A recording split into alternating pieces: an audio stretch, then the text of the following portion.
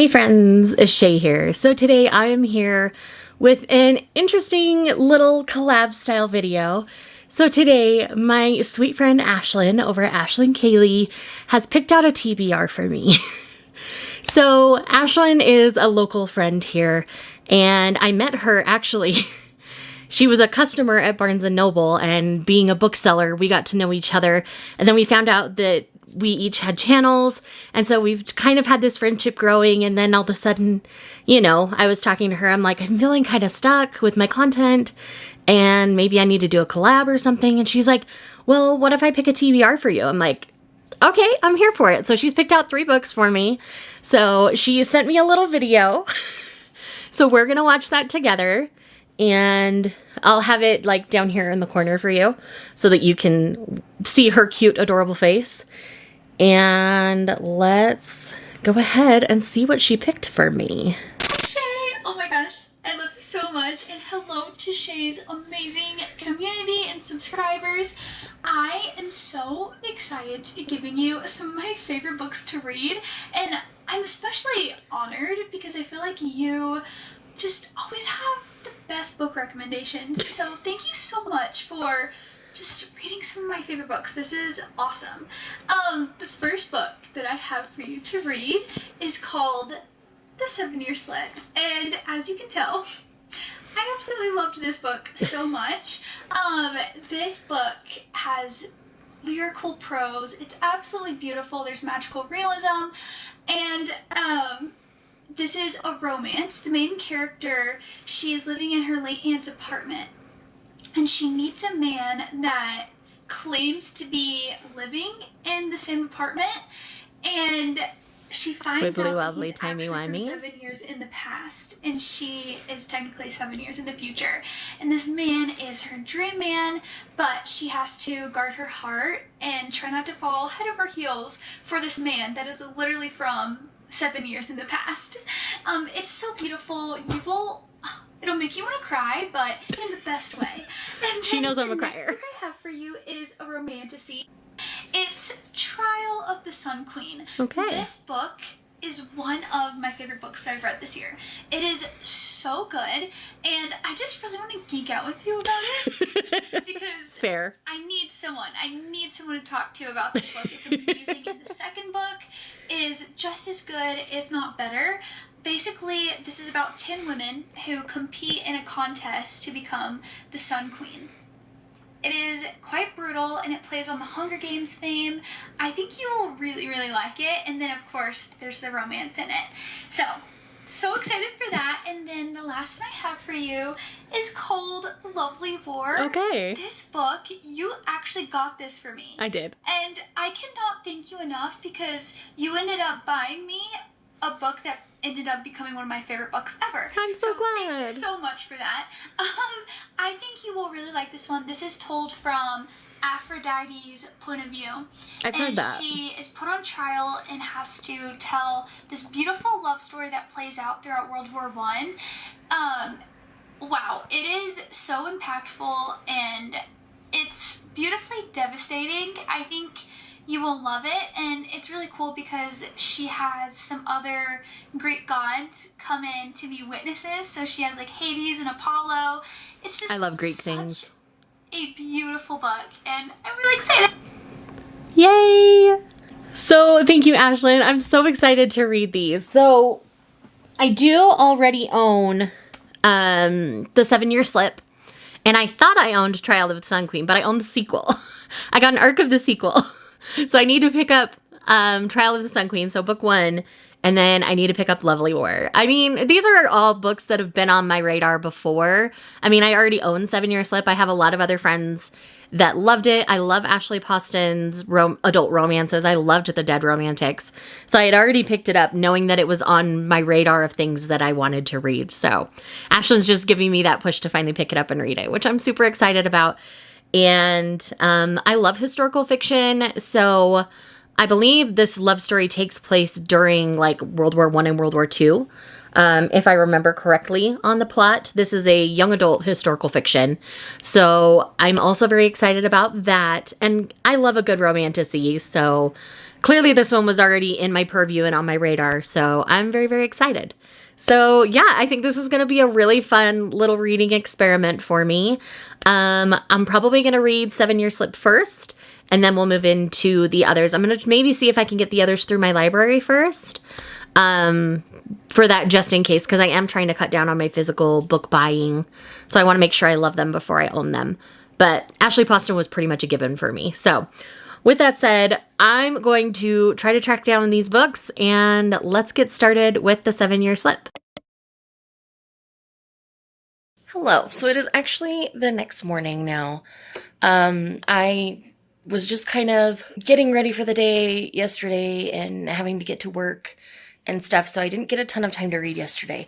But I did dive into the 7-Year Slip. I've read about the first 30 pages in this one. And in this one, Clementine is kind of at a point in life where she's feeling a little lost. She's not really been into any of the relationships that she's been in. And she's had a lot of wanderlust in her life thanks to this great aunt. They used to travel the world. Now the great aunt has passed, and she is grieving in a way that is very hard and very palpable. At this point, she is not doing so well 6 months after her passing.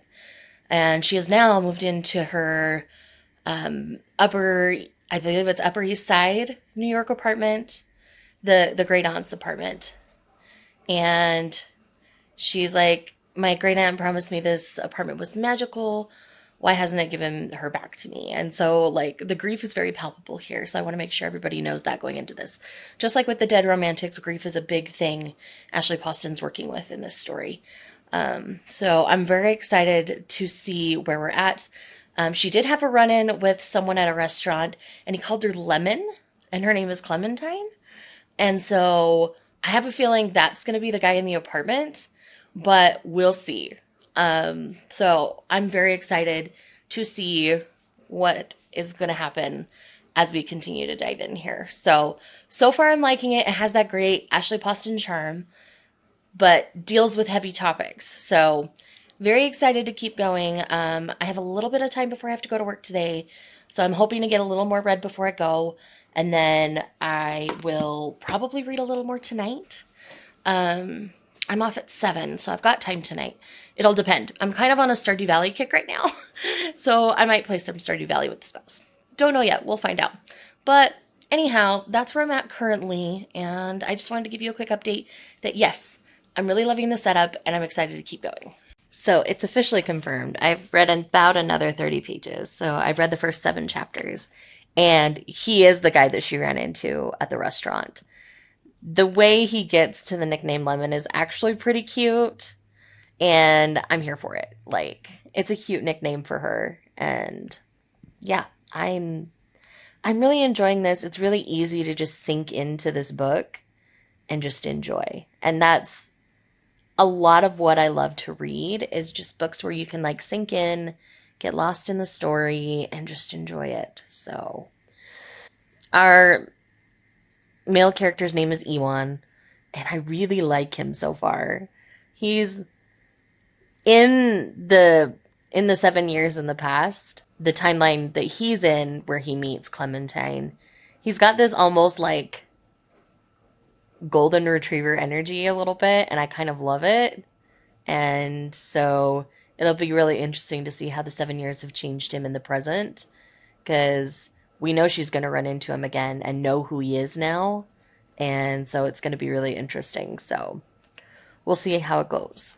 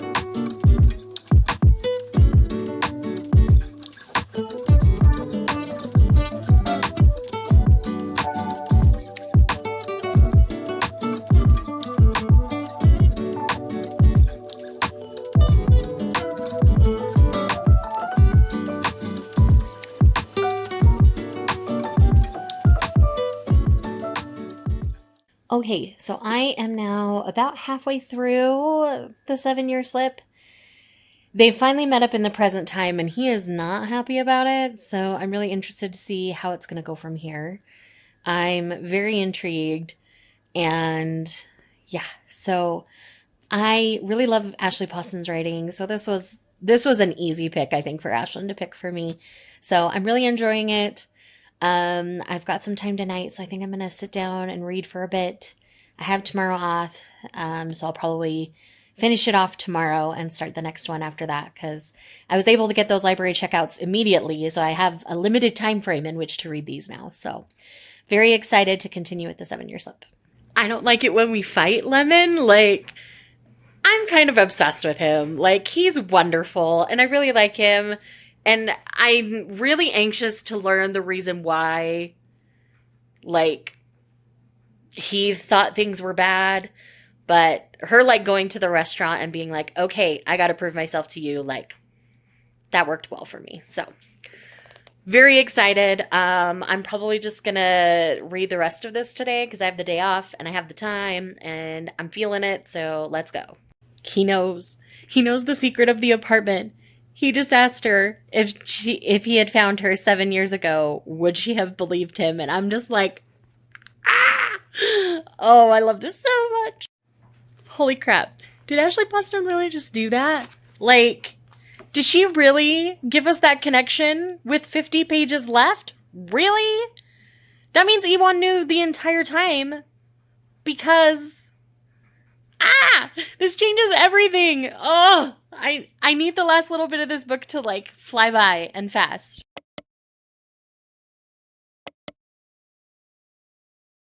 Alrighty, so I'm at work, but I am 20% into Trial of the Sun Queen, and I'm really enjoying it so far. It definitely has a feel of, like, Throne of Glass.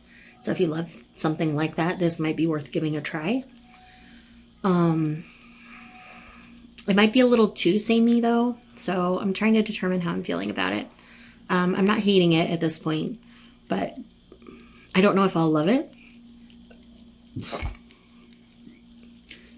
But again, I understand the appeal and the interest in it, so I'm excited to see how it goes as I continue.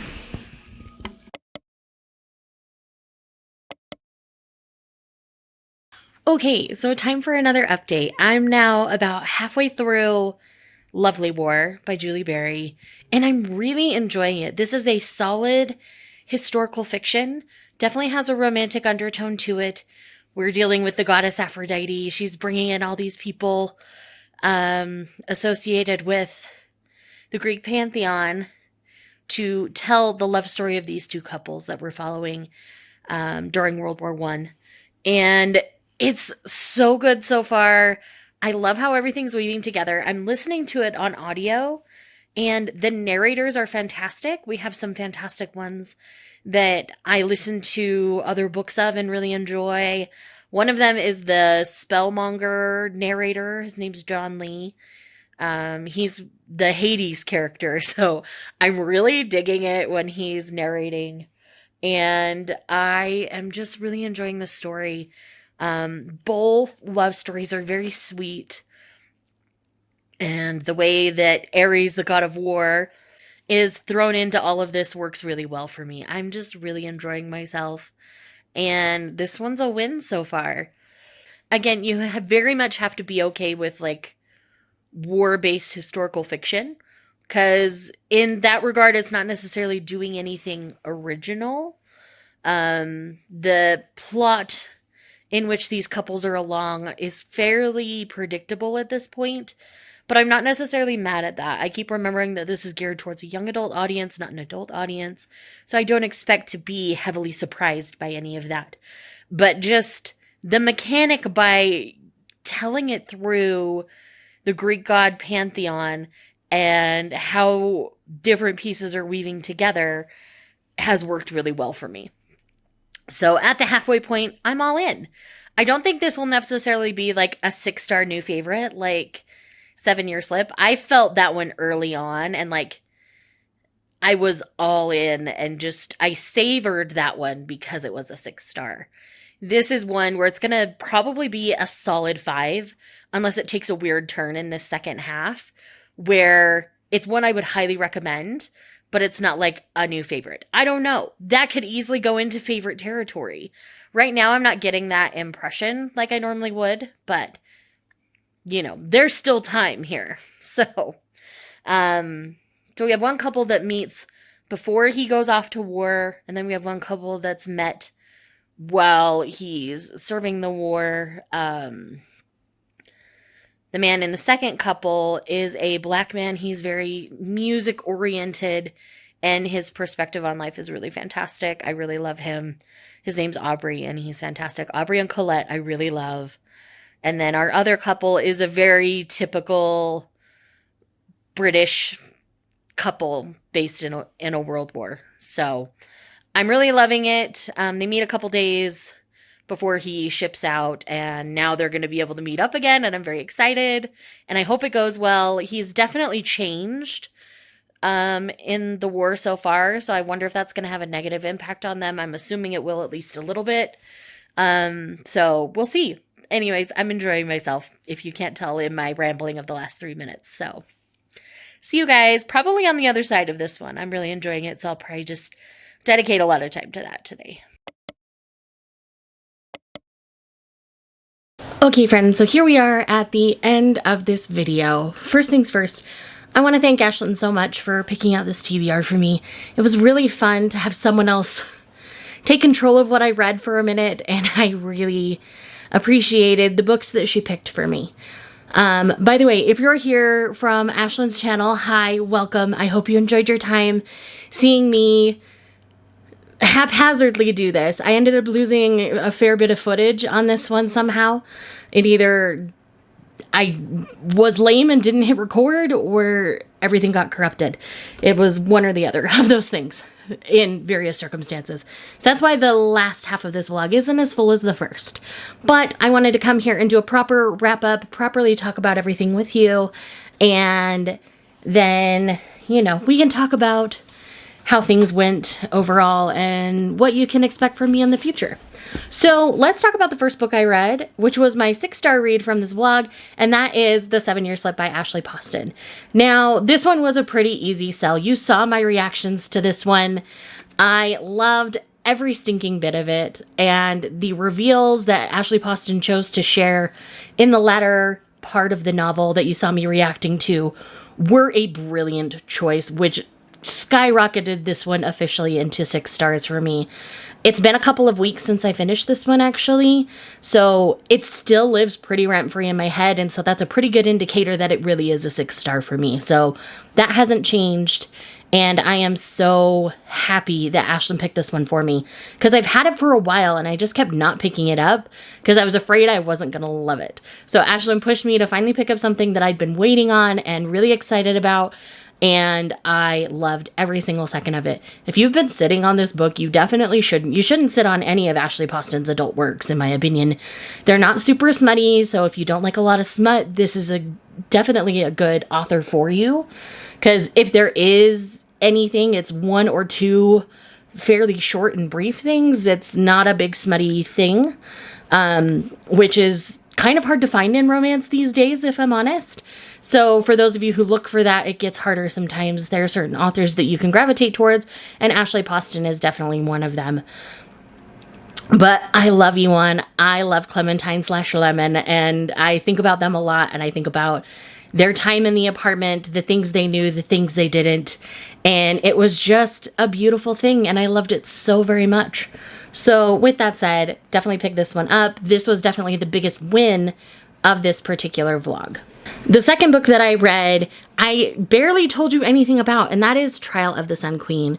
So essentially in this one, this is like The Selection meets Throne of Glass with an ACOTAR twist thrown in the end. That's kind of the easiest way to roughly describe what is going on here. And, you know, we have someone who is raised human who finds out later that they're Fae, and the Fae politics at bay with all of that. It is fun. I had a good time reading this, but it's not something new and groundbreaking for me. I think I've just read so many books similar to this in my years of reading that this one just didn't stand out from those that I've read. Again, it's not bad. If you're not a big fan of Mass, you might enjoy this one a little more. This first book was, I believe, a debut book, so do give it a little bit of grace and patience on that front, because there are some things in the way it's written that feel like a first novel. So please be patient with it. I feel like people have been way too harsh on this book, because I did go and look at other reviews when I was feeling the way I was feeling. And a lot of people were super harsh on this book, just saying it was like, you know, a Throne of Glass ripoff. And I definitely see what they're saying, but I think they're being way too harsh on it, because it really does take on its own thing. It's not going to stop me from reading the second book. I am intrigued enough to keep going, but it's not something that is new and groundbreaking for me. It's fun, and I'm so glad Ashlynn loved this one. And we can definitely chat about it now, and I'm excited to hear more of her thoughts about it, because we really haven't chatted about this one too much because I hadn't read it yet. So excited to discuss this with you, Ashlynn. It's going to be a good time to talk about, and I really want to know what you loved and what pulled you through on this one. And then last but not least is Lovely War. Because this was a 5-star, I did pick up a physical copy for myself. And again, I didn't tell you too much about this. I mean, we had that fairly long clip, but this is beautiful.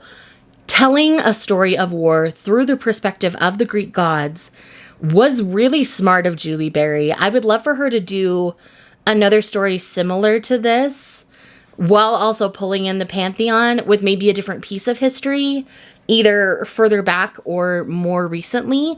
And I think that could be really a lot of fun to read. I really loved the perspectives that the different gods of the Pantheon gave us. And again, listening to this on audio really was great for me.